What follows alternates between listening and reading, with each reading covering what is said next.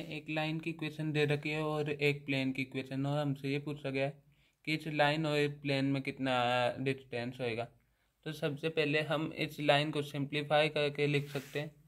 ये 2i minus 2j plus 3k plus lambda i minus lambda j plus 4 lambda k। अब इसमें से हम आई कैप को कॉमन लेने, तो ये बन जाएगा lambda plus 2i minus lambda minus 2j plus 4 lambda plus 3k। यानी कि अब हम लेमडा की वैल्यू कोई भी रख के फाइंड कर लें तो सही आएगा।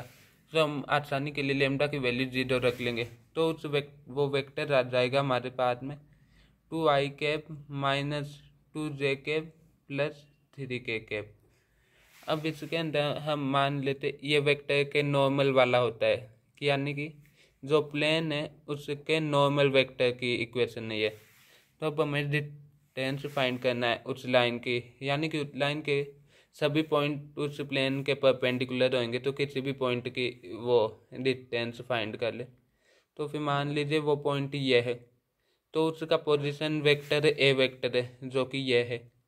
तो फिर बाद में n vector dot a vector minus d upon में एन वेक्टर के मैग्नीट्यूड का, यानी कि इससे हमारे पास में इस ए वेक्टर का उस परपेंडिकुलर वाले के ऊपर कंपोनेंट आ जाएगा, यानी कि परपेंडिकुलर डिस्टेंस आ जाएगी प्लेन से।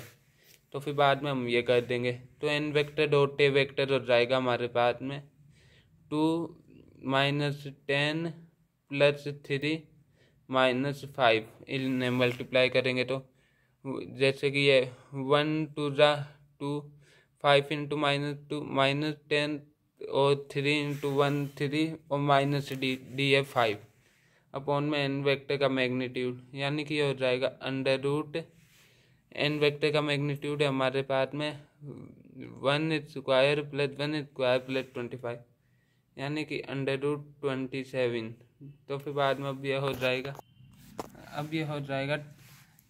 ये माइनस का 10 अपॉन में अंडर रूट 27 को लिख सकते हैं 9 इंटू 3, यानी कि 3 अंडर रूट 3। अब डिस्टेंस कभी भी नेगेटिव नहीं होता, तो ये हो जाएगा 10 अपॉन 3 अंडर रूट 3। तो यही हमारा आंसर आ गया।